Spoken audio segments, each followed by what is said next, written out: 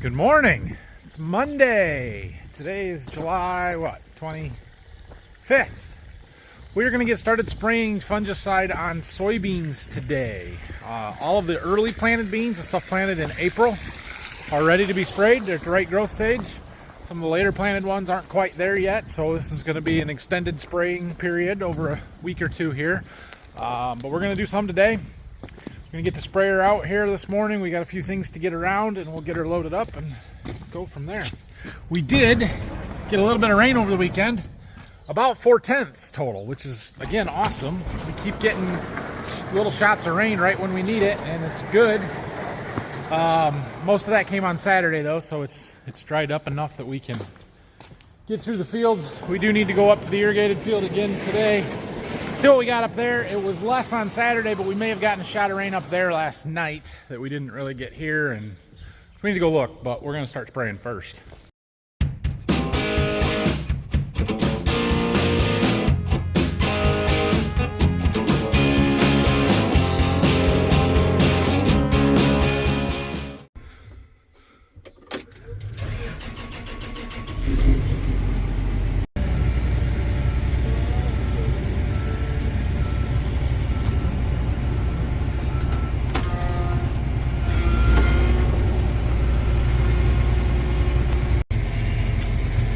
So I was curious what the last thing Dad sprayed with this was, so I went into the documentation to see what he had recorded.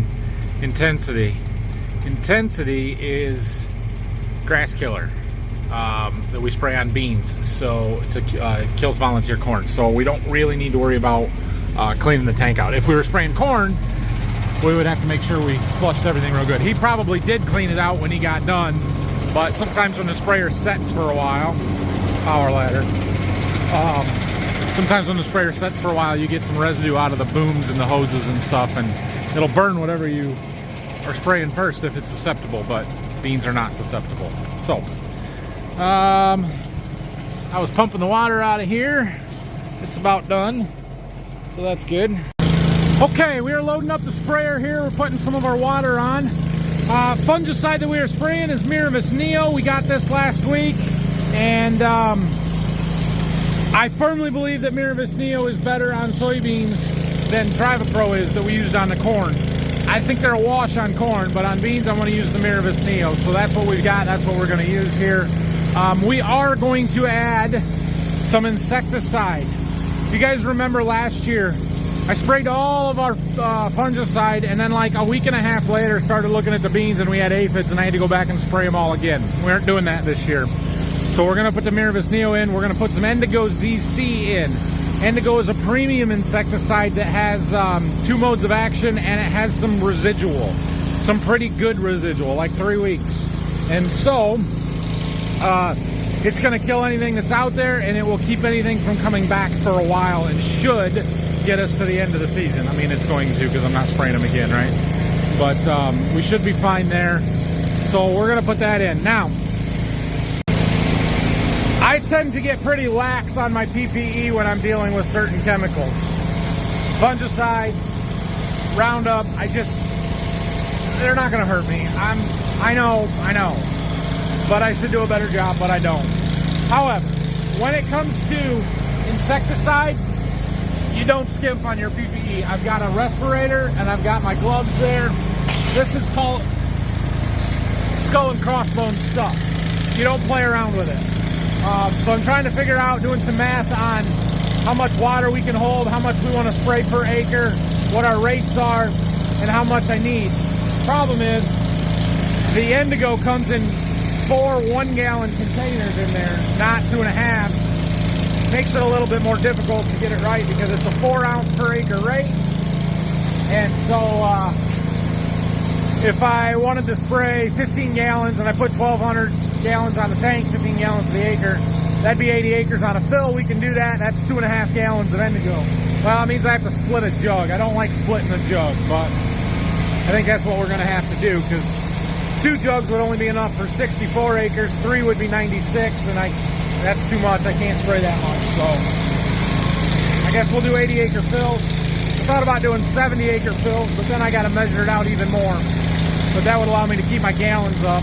Coverage is important, just like in corn. All right, we got our first sprayer load loaded up here. Let's go spray this one out. We do have some other stuff we're going to add in on one or two of the more loads, other loads. But for right now, we're just doing this. Ah, shoot, I forgot I got to change nozzles. Those beans are soaking wet. I don't want to have to walk through them. We're going to see if we can't use our corners and edges of the field here to not have to walk through the standing beans to change nozzles. So, fungicides and insecticides are all about coverage. We need to coat these plants. So we're going to use a nozzle with a twin jet. That one. So it sprays forward and backwards. Can you guys see that? You can't see that. Come on, focus. Well, anyway, it does. And that gives us really good coverage. It'll penetrate it down into the canopy. We're going to run fairly high pressure, fairly high gallons per acre at 15. I thought about doing some a little higher. We may. It just depends on how our chemicals work out, the batch sizes and such, like I was saying earlier. So all we have to do is go through and rotate these to the correct nozzle. Okay, I got them all. It's very wet out here. My shoes are soaked just from the grass. We aren't walking out in there, but you can see all the water on the leaves of the plants, the beans. That's actually a good thing. We want that dew on there. It's better to spray early in the morning than it is in the afternoon for a couple of reasons. One, that water from the dew on the leaves helps distribute the chemical, helps get us better coverage. And two, the plants are relaxed, they're open, they're breathing, and we're going to get that fungicide into them much better.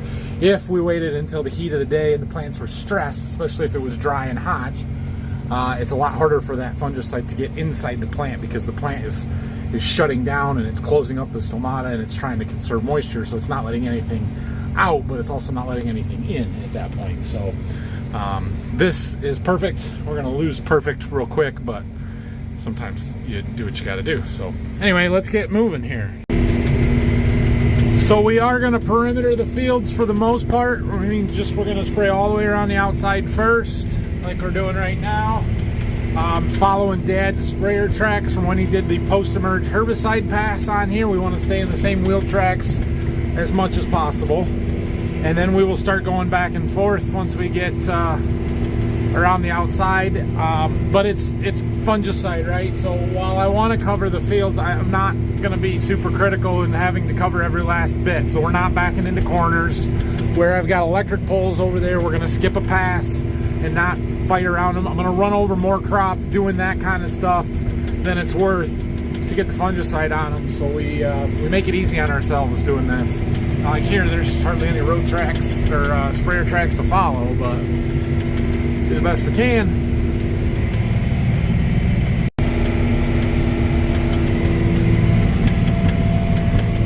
Cruising here.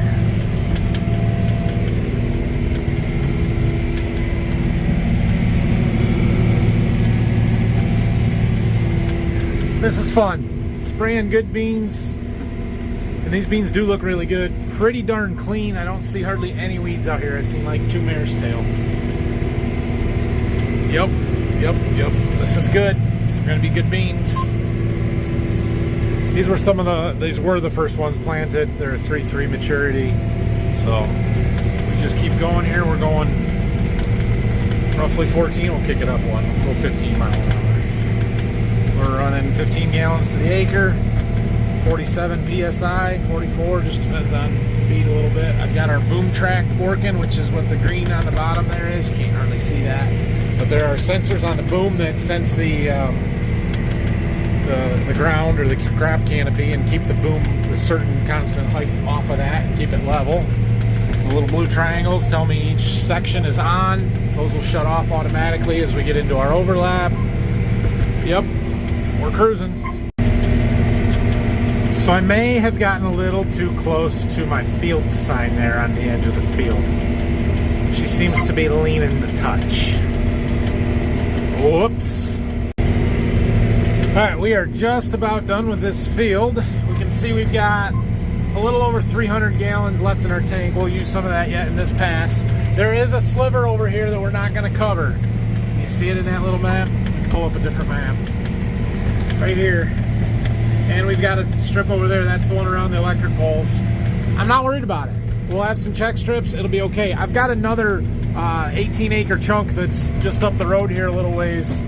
It's the only field I've got up there. I need like 250 gallons to cover it.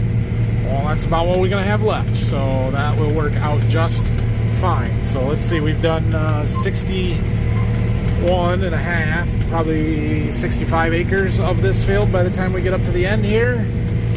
And did 202 acres an hour. Can you see that?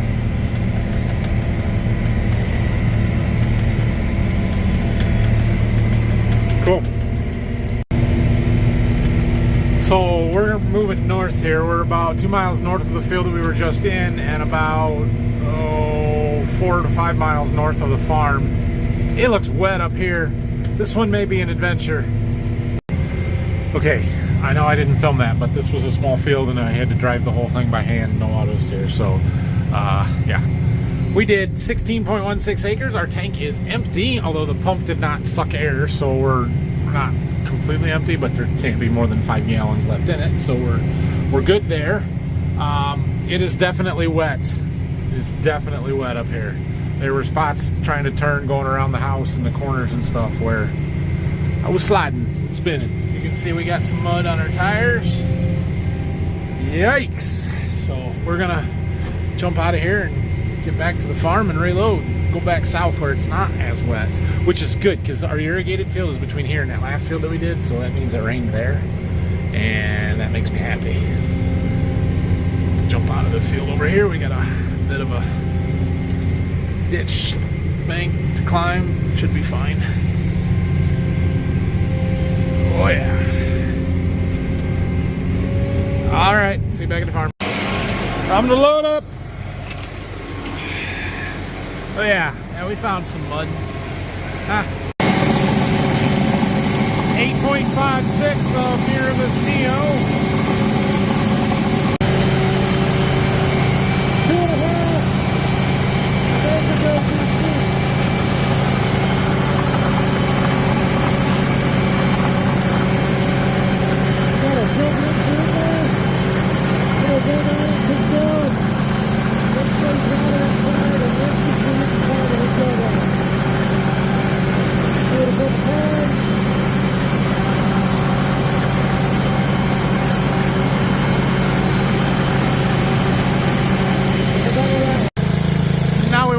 Our water. We need a new sight gauge. I can't hardly see it at all. It's right at 1,100 gallons, but it's very, very difficult to see. Looks like we get to do a little splashing through the mud in this one. This is a big field. We got 140 acres in this field, so it's going to be 2 loads. And we're going to do the perimeter with one, and then there's a couple little fingers where we're sitting now that we're going to do, and then we'll do the main part on the second load. I'll show you the outline of the field here in a second. Looks like that. We're going to start over here. We're going to go all the way around. We're going to come back and finish this. We'll do this, and then the second load will be the main rows over there. So it is legitimately wet out here. Like, there's been several times just going around this field that I've got a little nervous. Yeah. Waterway. Like, not just that one spot with water. There's been multiple spots where we splashed through water and spun tires and slid sideways. And yeah, it's almost like maybe we shouldn't be out here kind of wet.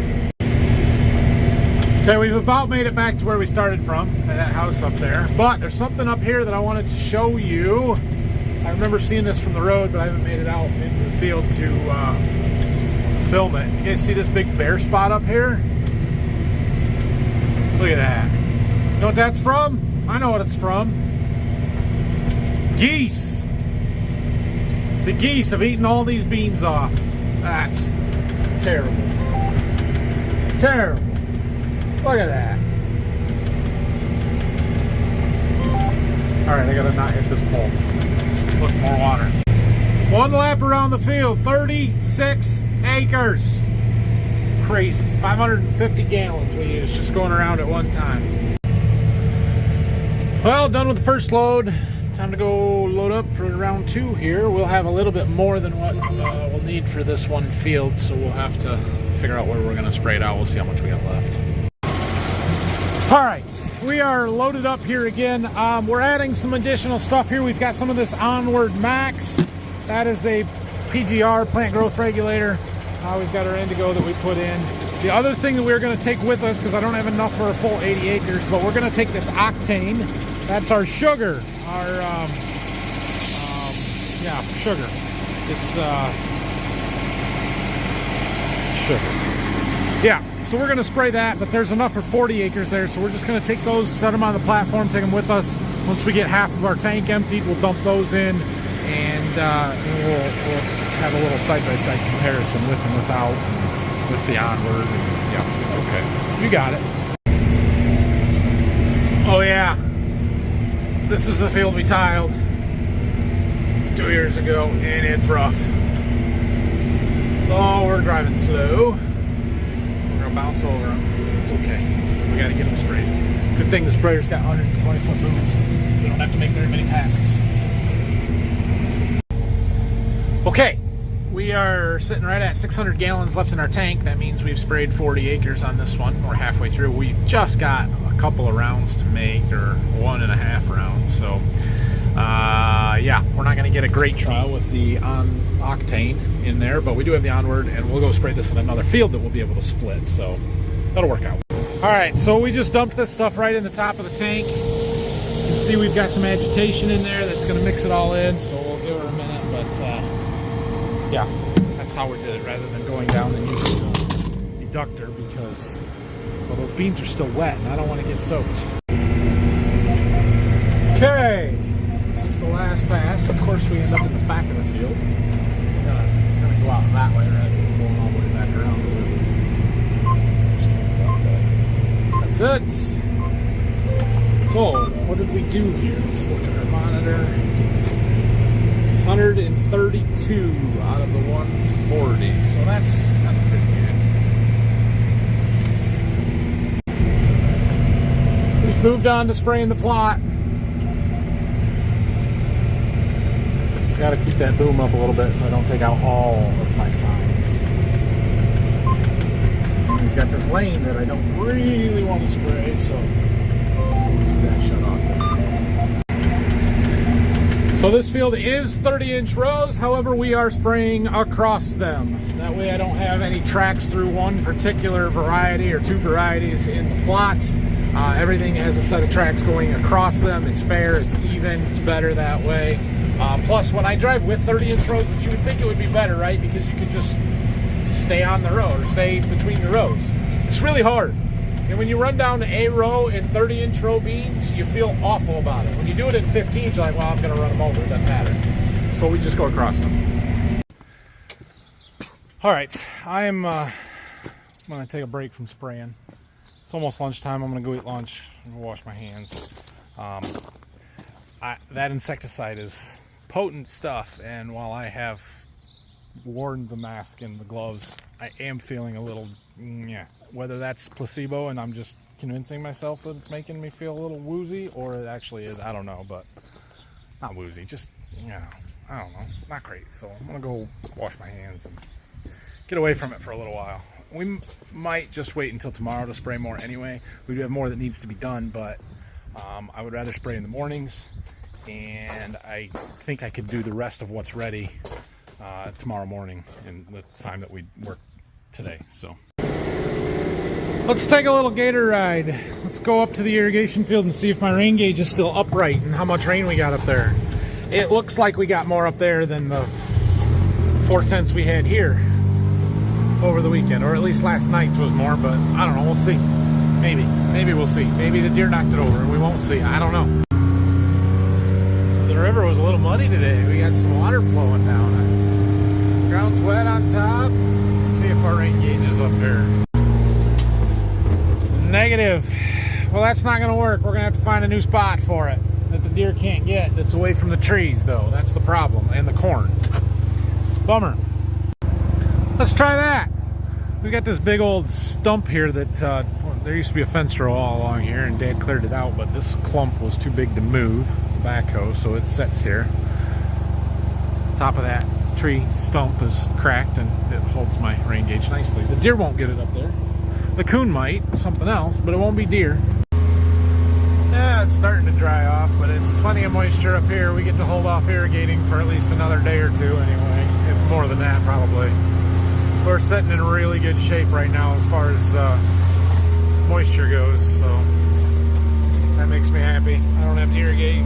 Oh yeah, we got plenty of moisture. I'll go ahead and pull in here. We'll see how we're progressing.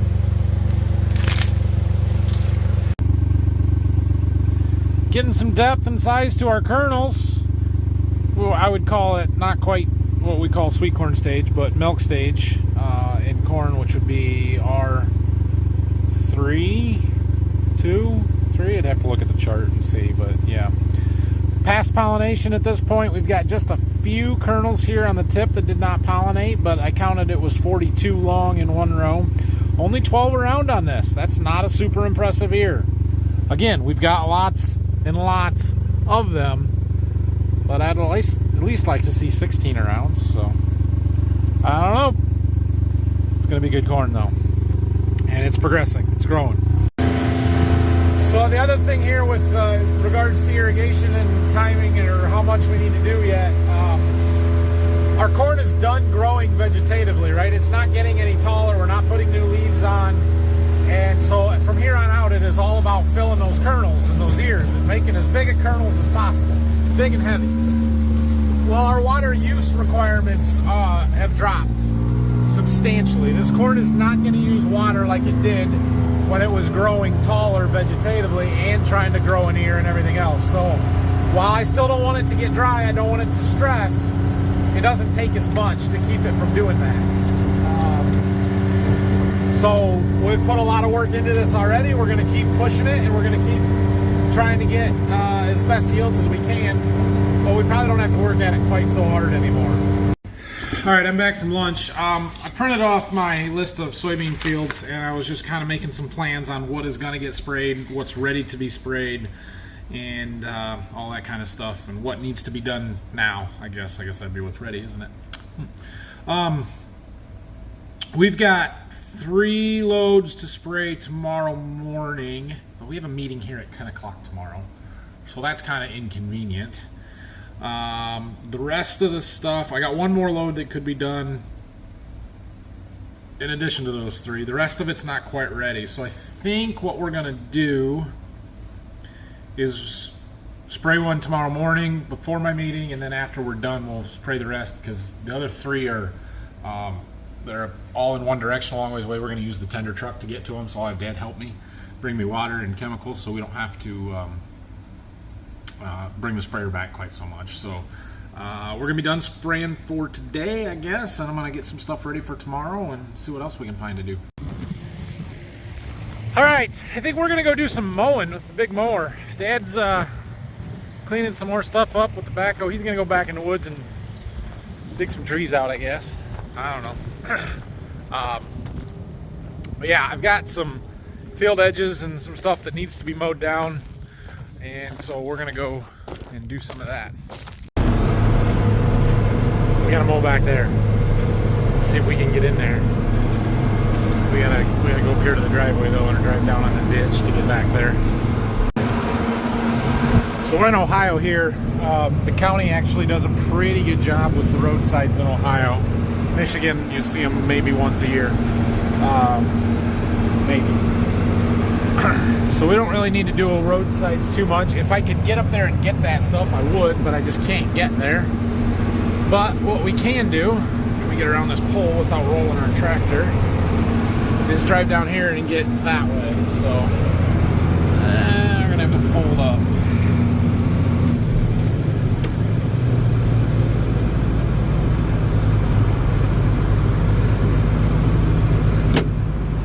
This is the only time that I complain about the electric poles being on the side of the road instead of out in the middle of the field. Michigan, again, Michigan puts them out in the middle of the field. Ohio puts them on the roadside. So it's better to mow roadsides in Michigan, I guess. You don't have to worry about electric poles. But they suck the farm around. I'd much rather have them on the road. Oh yeah, giant rags getting away from us here.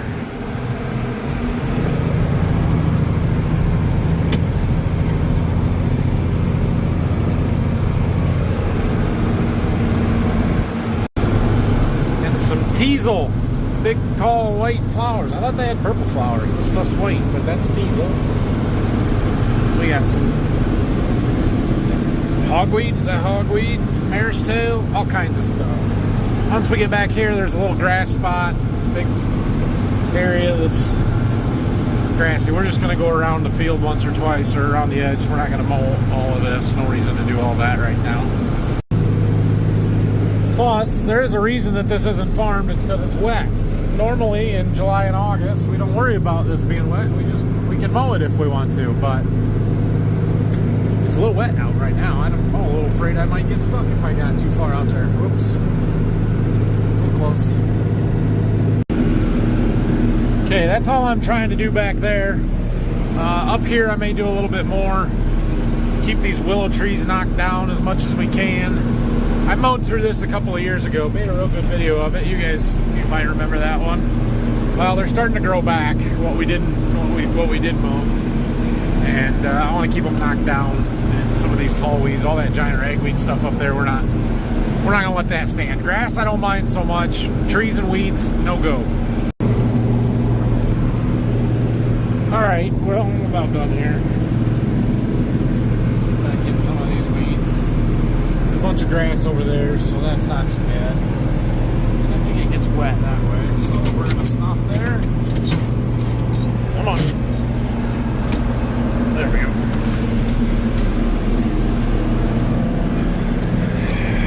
Better, much better. Alright, now we're doing a little mowing around some wheat fields, wheat stubble. We like to go around the fields after harvest and clean up the edges, stuff like this, along the woods and everything. Keep the small brush and stuff pushed back, trim the grass down. Plus, there's a lot of mare's tail growing along here. That's what most of that green is. We've got a fair bit of mare's tail growing out in most of our wheat stubble, and I have a feeling we're going to be mowing a lot of it in the next month or so. So that'll be fun.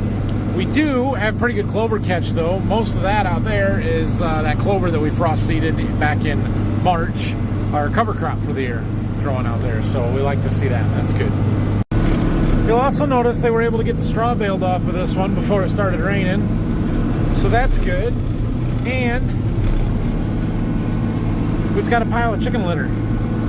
So I would imagine, well, they're probably not going to come and spread it soon because they're going to want to do all of it at once. But when the straw gets baled, they'll get the chicken litter spread. Dad wants to do some dirt work out here and surface drainage stuff. So you can get started on that anytime. But yeah, it's going. It's going. Things are progressing. Doing some roadsides now. Michigan.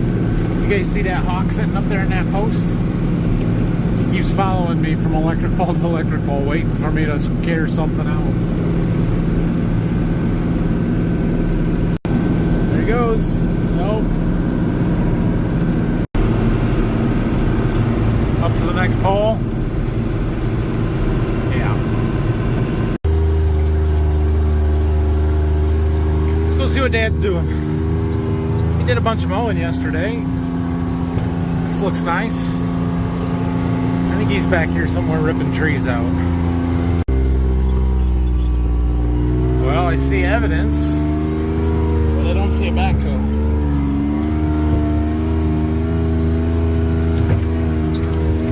Hey, that's kind of nice there. Cool. So these end rows here are notoriously wet, as you can tell by the water that was sitting over there. We also have a lot of trouble out in this cornfield over here with water along this edge, and a big pocket out here that's always wet all the way down along these woods. So Dad wants to take his backhoe and dig a ditch along here. We've already kind of got a little bit, but he wants to dig this out to intercept the water coming out of the trees and continue it. Look, there's an old threshing machine. Continue it all the way between this wheat field and the cornfield over to that woods, where he also has an open ditch between that woods and the cornfield, and connect them so that the water flows and gets out of here and doesn't sit in these end rows. And that would make a huge improvement in these fields. So I hope he does. What he needs is a mini excavator.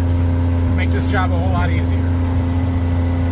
We don't have a mini excavator, but we could get one. Oh, I circled back around and look what I found. A backhoe and a chainsaw.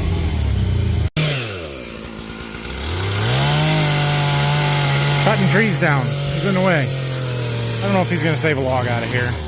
Split it a little bit, so the bottom's no good. He must have got bored cutting here. Gonna go cut a tree down. Sure, it's a good video. Let's watch.